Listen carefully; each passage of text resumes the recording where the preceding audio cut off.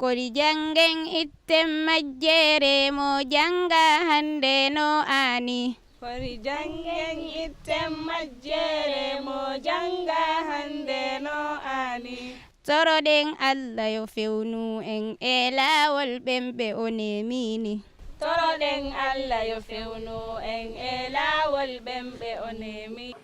القائل في محكم تنزيله وأن هذا صراطي مستقيما فاتبعوه ولا تتبعوا السبل فتفرق بكم عن سبيله ذلكم وصاكم به لعلكم تتقون ثم الصلاة والسلام على رسول القائل كل أمتي يدخلون الجنة إلا من أبى قالوا يا رسول الله ومن يأبى قال من أطاعني دخل الجنة ومن عصاني فقد أبى ففي هذين الوحيين يدور حديثنا معكم في الموضوع الذي أنيت إلينا بمن سو تنتولا تنتو كمال من كتولا أتي على من دالتا القرآن وكونو أكو نين من سيلو تي أبي تلين alinawo silo noma alkana sila mesendingol noma min satinna aliyeyin sila tilindingo bula nyinnem wosiroti wositaliye minna adoba to naliyen na wosiyo moyi albesilala alal mbe sallan na kila bama min muhammadi sallallahu alayhi wa alihi wa sallam min fanan ko namantolu bebe dunna arjanale fo munul ye bang ikayete alala kila iti amira jumale be banna wola akoye momo yente noma sata wo sontala kadun arjana momo yente noma sata bar momo yen soki wo mari wala ye bang hansa fila chance dira ma fugo be dunna jahannaba wo karambale be woto pour ka jogo hadama di wo sa katanole ay kila la silomut ko bin nakachabe tar la dending ni wahyu fulole to bar jannimbe wo kela nsinana bankolu konton ani satewol min be ba dandangola nga kalamta ko nyin siken na sinya sabanjanti fonani jang nin nata jammolu kela hajol be bula alfalu ikana ininga si nga alala kumola moy mbal tentula wala mbal jayla benna almame ba kontonna mimu imam wadditi mi yalon nin nata kala hajol be bula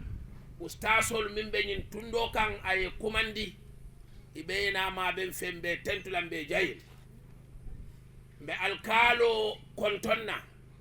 serun nata janne nay nyim programme o kele programme la start la to fa banta abe sirin jang serun inam fanam fele ala ya dema aben kono alman jar ya tara jang ani alfa kotongol be mbe aja fanan konton na min keta sababu tingana jang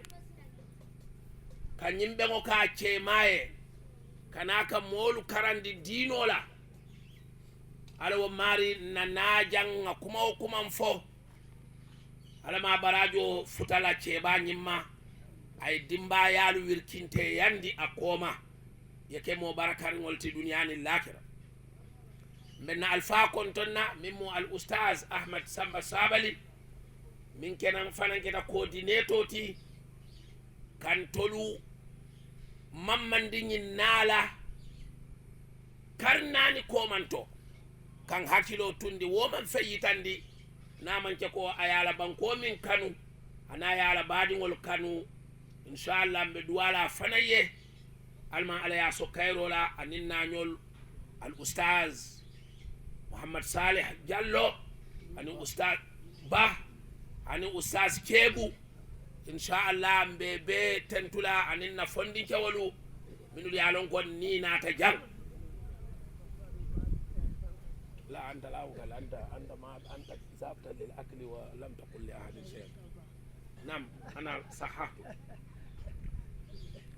ntolum be diyamula minna wolem sunno kala jume sunno balaka kata yetara lolin sunno kan kila la balunya yetara lori wokan ila ala batunya yake kila la bala ala batunyati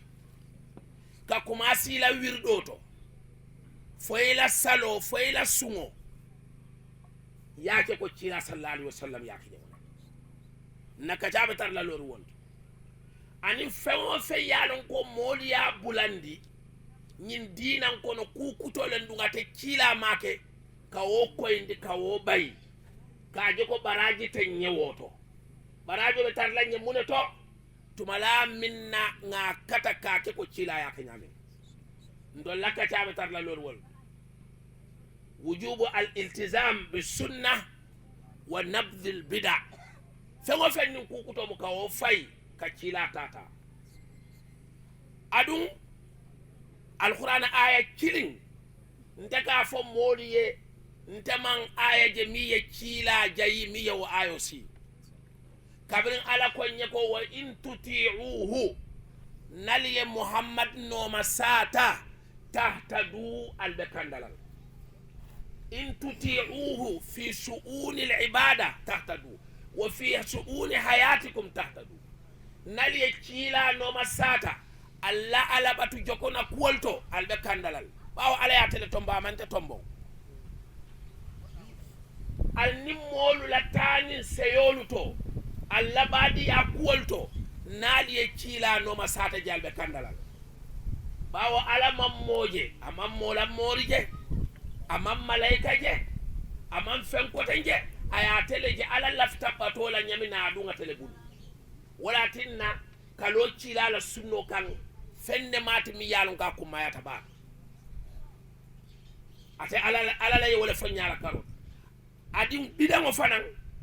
ate ala la kila diamu tanye bidango kuolale ka fogon kana fen kuta yandin dinan kon ay min fanya maslango warata bidango la poto ba inna allaha يحتجز توبته عن صاحب بدعة حتى يدعها alaka yanfa molu be la junubolal isi kuba ke mi yalon ko ala kuta kuolem ala yamfe bara ko momi yalon ka ka kukuto ke dino ko naka bidango ke ala ko akawana ro le du wona la tubo tema fo naye bidango tuje wokola ninje no ketabulu sunyaro ketabulu wuli ya fotabulu bisan konne ya fotabulu asina yam fay bar madama abe lori bidango kan ala kata yam fal jalo nyi dula masal wata bat wala e bidango jow yande wala yatina molu kadiam kato abe nakela sewu senolati ifamo ba senela ibatinyal janni wobe kele mari nyanta mona kela wala yetara lorin kila la sunno kan na koye ko misalin fe mbe misali wol natel na koye ko nte somanda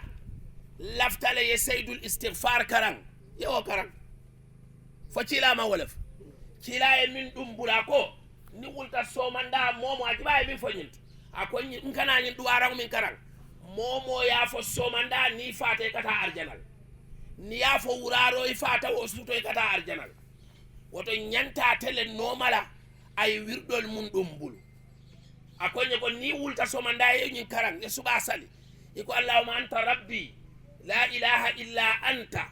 khalaqtani wa ana abduka wa ana ala ahdik wa wa'dika mastata'tu a'udhu bika min sharri ma sana'tu abu'u laka bi ni'matika alayya wa abu'u bi dhanbi faghfir li fa innahu la yaghfiru dhunuba illa anta momo yafo somanda ni fata beta arjan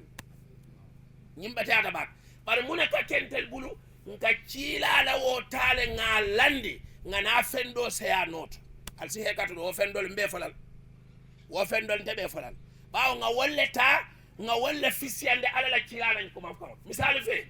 nka mun fago fatih lima ughla wal khatim lima sabaq nasir al haqq bil haqq wa ala alihi haqq qadrihi wa miqdarihi al azim wala fisiyata ñi cila lañ ko manti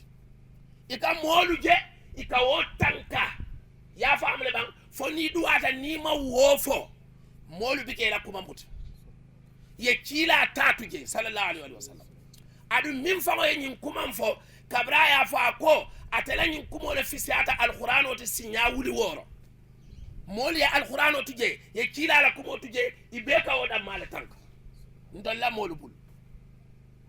alga wojibe fo ning silo tilin taliban woni silo man tilin mole ye wofo mi yalon ko molu lata wala la katambi kila ala kumola alayhi salatu wassalam adu woma nyanna kela ala muhammad salih ya fo janne bit mam fulaka wa moy bar taman serol kono ngalon ko muhammad salih baka wala fo wala nyinti ko jibril nin kila itata le fo dulato sidratul muntaha jibril kay je ko ntete tambino la jang kila da mala tambita wot jo nyima ada mala tambita wot ala salota ya dunga bulu muhammad salih bako ta mun fala jan sai mbetulo yo moy silang wo cila wala ko ni wulta somanda e sayyidul istighfar karan ita kay hani na moru ba kari mun bota moroko waye min fonte be wala taala lata wala taala ite cila tat alga nyin ko moy be nga singa nyin ko moy nga moy nin hakilo inna ma yatazakkaru ulul albab hakil haska akil kese dum kolu walla ke mira be ka kamfa nin kumo nata e kalandi tebulo le kan ya suman kila ya alala ci ala kila la ci sallallahu alaihi wasallam ala subhanahu wa ta'ala ay kila la ci wo kila la ko nyako nga wirdo ken tol nga wo wirdo tuje nga wirdo dol ta sala wo hal hada mustaqim fanyin tilin talabang wo man ka kuti mun tilin ata kila sallallahu alaihi wasallam han sai wo wirdo ton ka do jelo tan sai de ay fengol fonye ako niye wo fo seytane fanka jam felan comme ni ko hasbi allah la ilaha illa huwa alayhi tawakkaltu wa huwa rabbul arshil azim ya fo sinya woro la somanda seytane ka ko dilale aka fo e wasata itatata nga wo fanan tuje nga namuru ko ten kan nga kudolu ta nga woldundije al nga jibet kila sallallahu alaihi wasallam ndol problem bale be mbulu ninga nyim mawdu wala moy kila sallallahu alaihi wasallam akonye nal pareta salola ay muaz bulo mutajibe ndafta le mole nyum kuma moy ani muaz ben da kay muaz inni uhibbuk wallahi ta muaz nge kanu bak muaz fanan kay go wallahi ya rasulullah inni uhibbuk ndafana nge kan leta ala kila akay ko inene kana nyin tuje ni pareta salola mubasharatan ya ni yafo allahumma a'inni ala dhikrika wa shukrika wa husni ibadatik fatale man fo muazi akaye ko lafta bake ikanyi fo kana bula dubra kullu salat ni ko astaghfirullah allahumma anta salam wa minka salam tabaraka ya dal jalal yenyin duwara fa allahumma a'inni ala dhikrika wa shukrika wa husni ibadatik kabra bota wala muazi mol yanyin ka mol beka wala fo cilala jamen kon silan tol nata ngo hani muaz itani wachila ta mambeta ndel beden na jamo ngafo bismillahir rahmanir rahim allahumma salli ala muhammad allahumma salli ala muhammad allahumma salli wa sallim ala wala beti ata kila tat ndel nga wala lisanu halina yaqulu la lisanul hal yaqulu bi anna ma abda'nahu ahsan inda allah mimma qalahu rasulullah wa ma ala nyas la bal adu miyen sila woto wala nyinti ko nga kata ngamuru ni kilala sunno kam mbe asaro le falalie minu dia lonko sahabolu anin tabi'inolu iman hani ka kilala sunno tuje ina mana hanal molu be kilala jamen kono le ya hila kol keje wala ya kafolu lo je kila bandin kola bar wotu mala don ko be molu bulu ala sitifano be molu bulu ya fam abu musa al ash'ari be tambila aya tara dobe lon jaba fala mo la ilaha illallah ba fala no la ilaha illallah dobe jano ba fala ko subhanallah mul ba fala no subhan wo ko man di abu musa al ash'ari atata sahaba kebaya mimu ibnu mas'ud akaye ngakule je kilala jamen kono ayen ka kuyale kilala jamano la mo na mana woken tol nyala sai laftale yena ngata akaye mun je ngani min fu asen akaye mun eta fula ye ko yela julumbolu ye wo konti bang nse garanti ala ya ko ala siyam fano yel anata ta faye taraje itu dolo nyin kabri ibnu mas'ud min ibnu jumal ibnu mas'ud wo min ka foko alquran wala aya ni ala aya wuri woro nim fen aya teje atemala jita dami fo makalen fo madina lek fo wudo ko len fo sokon nkawa abdullah ibn mas'ud le foy wa abdullah ibn mas'ud wala nata aya tarebe won akoy ko albe munala ten mobe ajibe yalno ko cilala sahaba ke balo ibe lo ta folom akoy fem fulambe wala fulande jangal yen jab alba fulan nyel ko innakum la ala millatin ahda min millati rasulillahi sallallahu alaihi wasallam aw muftatihu baba dalala ñing fu fulan be wala fulan alba fulan nyel ko albe silo min kan wala kandata cilala siloti wala al yafonye ko filbante ya unda albe wala yela kan ani question wala ko ko alin jab yalo nyama to do ne ba fly ko nahnu ala millatin ahda min millati rasulillah min turu ta wodo ne be lola aya fa entel talebe tata kilata adu nimmobe boy ngabe ko son gata boy tata fu no lay fanan ko ha entel muftatihu baba dalala me filbante ya unda le kan sile sore ndata e ko ci yal ne mo fo ci lay e ko ci lay inma ko ibnu mas'ud ko inma nuridu al khayra faqat ndo lafta kayro dan mala kayra ko le nyinte comme na mol kanyi mu fotante kayra ko wala hen dunke akoy rubba muridin lil khayri lan yanala ado ba to mobe lafla kayro la ta so ka to mo atna li mukhalafatihi li hadi rasulillah sallallahu alaihi wasallam kata ay kila ala silo ay wala wali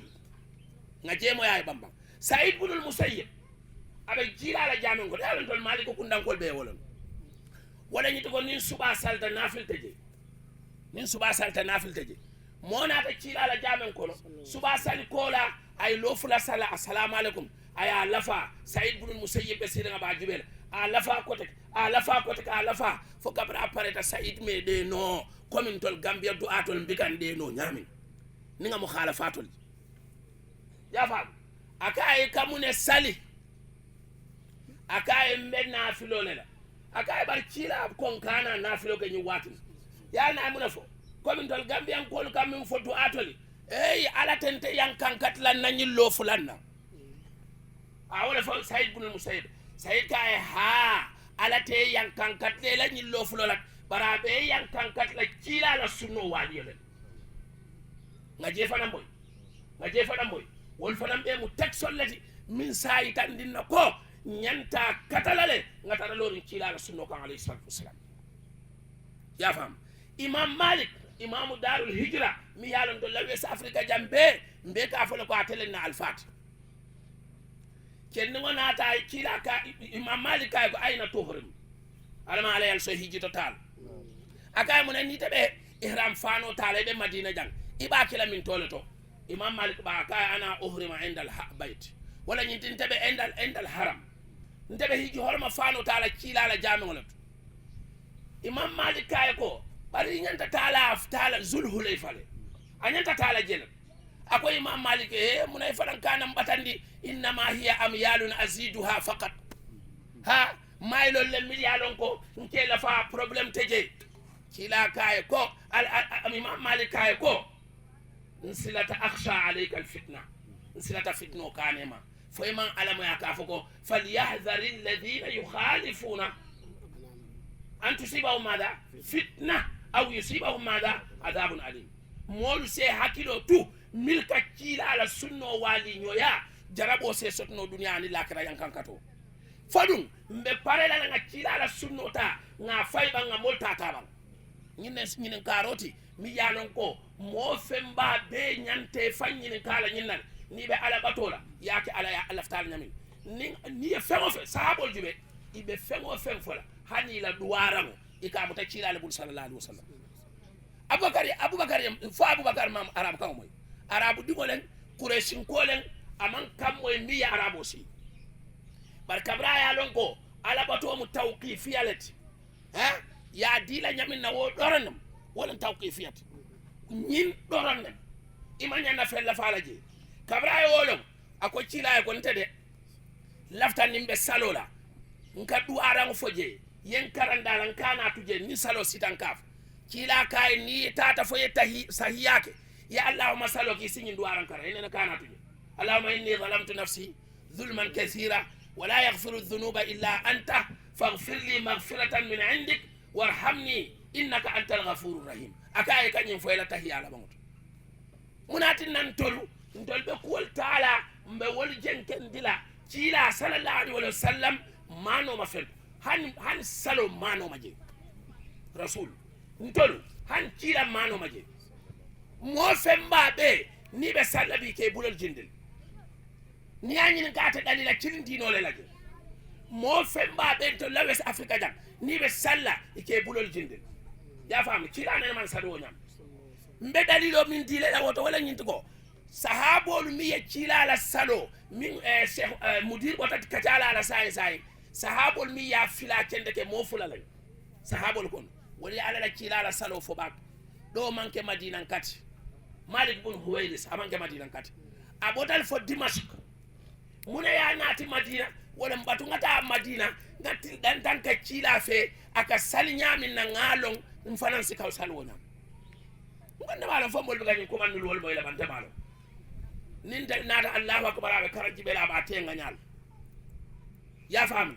mol be salinya be kala allahu akbar bulo yor ni ka e ko nyinta sunnata ka kam fe kamal ha aye danka a jarta aye niyobo par malik bun weres yube ay madina bula ay dimashq bula anata si madina kilaya dolu ko tilmu wannin kallor ha tilmu wannin kallor tilmu wannin saba wala tilmu wannin lulu abe kila fe madina kana yatamarra salata rasulillah ay kila salobe kopi ay kila salobe kopi hanin dal kan subhana rabbiyal a'la min fo aka kungole la kila ko to ten aya lamoy fo kila ka mo fa ya saf atele ijinol fonye nabe wulaka kurpenyok aka jalsatul istiraha kele ay ko be safe fo kila fa bala fatay aya kuman aka ay ko la'allakum ashfaqtum ila ahalikum al'an ado ba to silan al nuto siyata le pour ka siyalla mo le aka ha aka idha raja'tum rasul moy nalu buruta sallu al yasali kama ra'aytumuni usalli al yenjen kasali nyam silan mota cerin dunya kono min si dalilo natino nyati lo ja yafo ko cila saltala bulo yor adu hansan na mol kasali ke bulo yor hansan na mol kasali be bulo yor ni afo e ka ko man sama serigne la fek mu yor moro be janne muri o so nyin sobri jono kanja aya famatara alla ba nyas mun be ka moy aya famatara aka bulo yor aya famatara ka bulo yor kaulak jang kabra tara ka bulo yora ay kiskisrok ntulo lafta e kuma moy ay kiskisrok komal be siri jam nyaminal be karamola anim fana ni molta dal eta usas waddu nyol ya usas ya nyol ya yal karan dinola dina sahari ngombe wala lak anata ay kitabul kiskis abulata kutubu sunna no ma abulata no anata ko hadisi man naje han min lam fota ka fuko cirani na saltala aya buloyu ay kitabo saf atola raful malamla liman qabada iqtida'an bi sayyid al-anam bawal kala wala laqul baji fa onda kuma sala ala kitabo saf kabra ya safe ila bembasita alota dunia bete ma ko kuma jisal hadis bo hamne dafa bosor muy wone ne yenenti yalla muhammad masna julli mu wacce lohom nga jewu ma jox la suma momef ni momo e fenje ko cila sallallahu alaihi wa sallam anene saltala ya bulo yora yena nasoto fengo be ngati kana din ay wo fole fa beleta mo namana nala hadiso nata kata te jele wala ate jele wala ate woto je nyanta katata kala nga kiskisiroke nkana bula taqlidul a'ma katara bula molu noma bawo mol ke bula yoram fana mbayo dala dalilo nyini dalilo hanga police a sen serin banya fk lan ñu koy waye alay malik si alay amadou dem bindina si téere bi ne kabdu lañ wara def diya unni ren wa bu sokon bi diya unni ren man jënd naa ko 60 000 laa ko jëndee fukki junne ak ñaar man damay jàngal ñooñu pour ñu xam ne ñooñu dañuy gestu barakallahu fiik léegi alay malik si aka salile fas touré ceeɓa a salta a karanta bul fo e mo watta karan kabri futata mo watta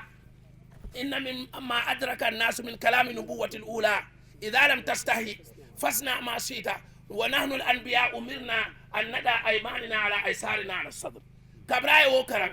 anin a ceeɓaɓe wo karan nafutara kay a sen bi liida moom waxi yenenti allah la akay wa waxi yenenti allah la te bii moo wér akay bii moo wér yenenti allah bi musuta julli te deful kabdu akay sen bi kon man loolu laay def fas touré ceeɓa hanni tata je sama ɗingol ke kabdole ya fam aɓe wolela mol tata fo karamoye comme yemide bañes yakeni fay tata fo karamoye e kaye ko yewde dafay tegloon dafay yo daf la bëgg a weddi aya kumanda kaye gaay de nene dang mo bëgg a weddi akaye yama ko jàngal akaye li ma la jàngal tieko ñekarande mu naamu bay ñes kabri yo batandi ay jaabi arab ko ngala koy yani qayyada walidi alwara wa atlaqani alilm aya fo arab ko ngala tenten akoy mfama mi yo siti dula kilin wala mfamu toti bante londo lande firin kay tandina ko cila yin nak sallallahu alaihi wa sallam utal bula cila la sunno no ma ngalon ko nyin salin awwalu ma yuhasabu bihi al-abdu yawm al-qiyamah as-salah ibe konti bola fem folo mun wala salot ni yace ko cila ya kanyam nko salo jam fatal madina molbe jerebe salje muta mun diate bakel cila ya usman kumandi ay salji muta nyakaye mbena kela kabrayo ba ko e man tawadda an-nahwa wudu'i hadha wata laysa wudu'ukum da nahwa wudu'i hadha nimmi ye salji muta kontela ni salji muta nyang wala be barajo sotla won bar futul fatal wota na yamut aya karandi aka ye buloku ne buloku ida ya kuci ko ya taranyi su sata seniat ye bulo dani yeta aninu ya kucu ya jitoke no kono ya fe yo kesinya ye nyaada beku ye buloku fo bul gonno ye baraji mol beku ye bul ba karo ko nyam kungo tulo ani kungo yabe masay nyol la dari mari ka fo tajdidul ma barala hadiso man senea wa tajdidul ma ilahuma wa hadiso man ga hadisi min senea maliki kundan ko la dari la sarho felen bul jam mil be ya sarhu ya jele ko nyi hadis dole bambanda be bukhari be muslim wala ñinte ko e ka masayro anin tulo e ka wala samba ñola yena amul ye singo ku ban ñi fa mo le ga wala oustaz bi du de xamul bopam ñun suñ maam yi def li be bëgg sama maam bu xamut dara nak sama maam ak sa maam buñ xamut dara dañ leen wara top wa idha qila ittabi'u ma anzala Allah qalu bal nattabi' ma alfayna alayhi aba'ana aw law kana aba'uhum la ya'qiluna shay'an wa la yahtadun alquran ko wala fañu ni ko e ko ngata silo kan min mu ci la silo de tan kamune foye i ka foye ko ngam fañol tan nyen naka hanna ta e famam fengo fenne long ibe bulala no mala bang ndede bulala fama non nde bulala no mol ate fangole ente karandi wala ko ngata karawol ni nade ni ngata la jala fayola ye nyomi gol kan nye ko kuntu ya min dila binola ni o ke ko kan nyemo ta cela ngaka o ngade shirko la fa nde to dal namol ka wogel e ka fa ko so bëgge japp jën bop jën bi ngay dag deret bi nga def ko ci be jën bi so defé lo rek jën yi dañuy jën musuma ko def ta du ko def parce que cirque la man fekk na sa bay di def lolu te duma ko def ite fulo fanan mi ye fama tara jam mi yara be gayna ko yara ay safe bal kutur nda balo bala aka fo moli ko ni mu ye maye fa abula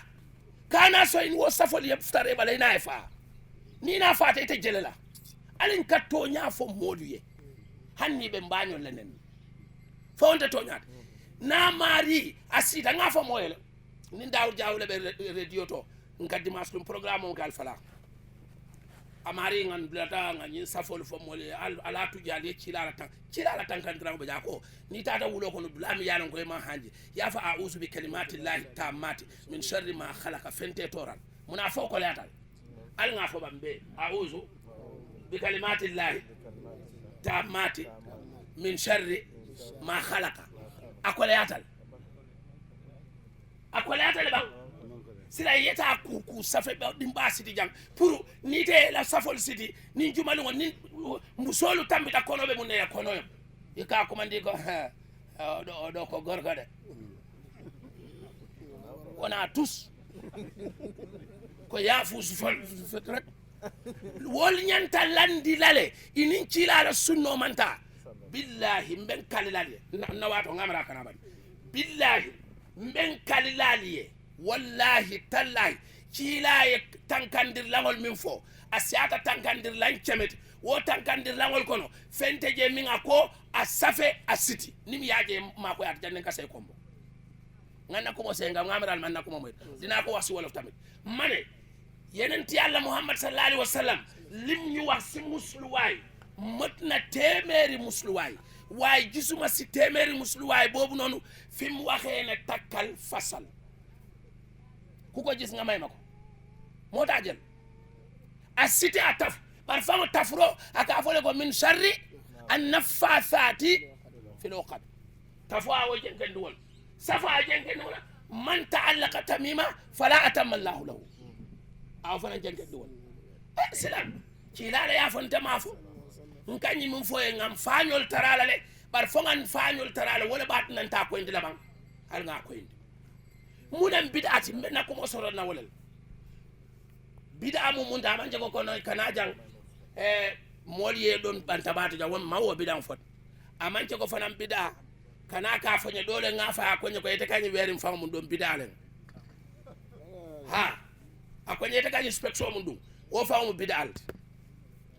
sati bile ya jabi wala fa mari akonye sila ngafa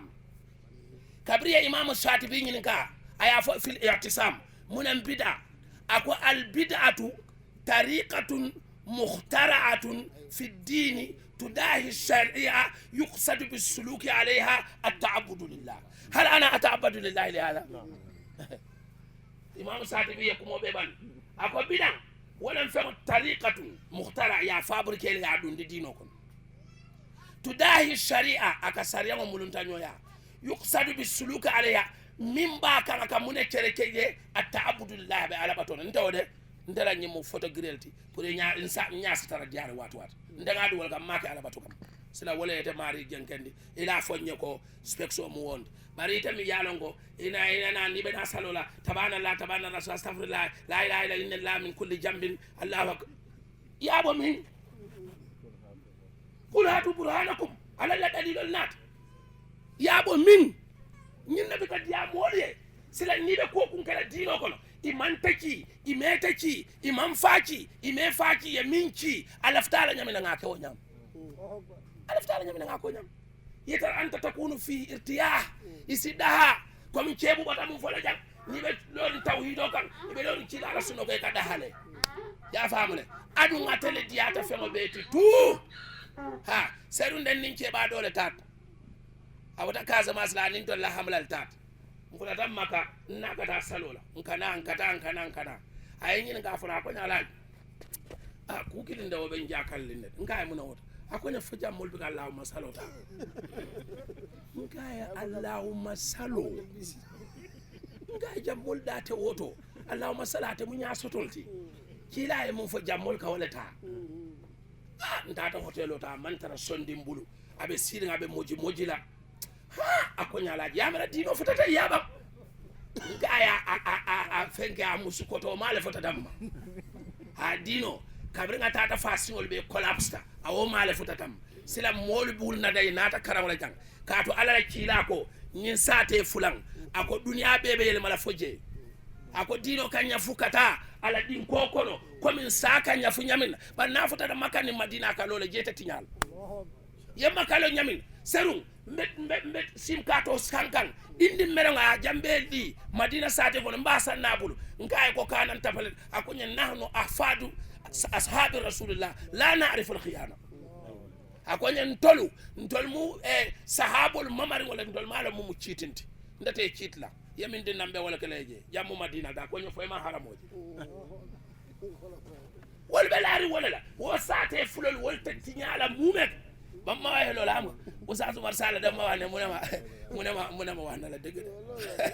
munema wana la deug de fi moy madina ta tinyala makka ta tinyala masihu dajjal abe murmurna abe nan dalla nana bajan ay dol kol fula cebal aniyata nay mun tarjam na da dañu may kasinga cebal pakusu aniyata ban na fata da madina kam malay kol la taralon je ka ite dunna jang ay ta ma kay ka ite dunna jang ni ma la wala dino le tebe la dino jubal na ba nay kayra tara alma jide nay man tora tara alma ala ya wuli nga alfalu mul tarajang alma ngal tarajang jar alma ala yal sohal je firwala anin jaatu kendani simaya anin tanko alama alayen sosondo mola mimbe dino la moy nola alama alayen songola nga sonno alala kumola komin Abu Sufyan yol kunun ibalanta nyawoyan bari nata soy bebe arjana alama alayen wokenye janni saya kanan kan wa sallallahu ala sayyidina muhammad barakallahu shukran jarama sa telefona ne ko haali ko woni jogol sunna kono haala ser radio o haala ser radio ya avion en gadi ko bid'a enen he sari bid'a Musa kono bid'a mina be bi'a bid'a wana bid'a ko bid'a woni neddo o wi'a nde huunde de bay ko inde Allah ina mi don ko moƴƴi tan tammini mi don mais ko ya moƴƴere kono alqura wona no sunna wona no wi ko moƴƴere jaakor mi ko battine fof be bi'a ko moƴƴere paandi mi don kono alqura wada wi'a non sunna dal wada non sunna woni nala ko yamirno fi'luhu wa amruhu wa taqrirati wodi sunna daro wanno o yamiri o yidi wade o hala kono hunde hesere dum fokko bid'a hunde hesere ko dum akkon dar me dewe Allah tay bid'a halgol mi ko baraji woni en woni bid'a kono ko haala be nana dum serti kala no do watal wi dum do ko diine Allah jed way ma o misal o amna nasal be rabo juuli te ko sa be juuli la sala bal asri hada tabba shamsi o ari nyan ho juula o juuta ko sabu su salira atay o mana o adurka ila mama kala ibn al-abd ibn abbas o ma accu ora juula na yo juula ta ko bawte ko sa bay o mo juula o laare juude de tan ala he juulgo da ni salli go bi Allahu akbar janga fatiha taga simore turto handa ko weyi o tan ala he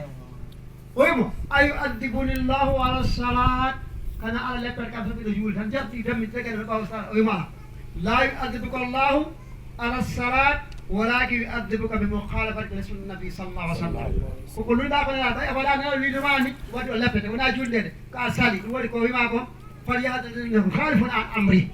yo rentiki ɓe lundotoɓe yamru Allah enelaɗo wota fitna heɓɓe walla musidɗo mawɗo fitna woni funta woɗɗa diine islam de si woni so kala jiiɗa bid'a wuuri ko sunna wara ɗon kodi jangen itten majjere mo janga hande no ani kodi jangen itten majjere mo janga hande no ani toroɗen Allah yo fewnu en e laawol ɓemɓe o nemini toroɗen Allah yo fewnu en e laawol ɓemɓe o nemi kodi jangen itten majjere mo janga hande no ani kodi jangen itten majjere mo janga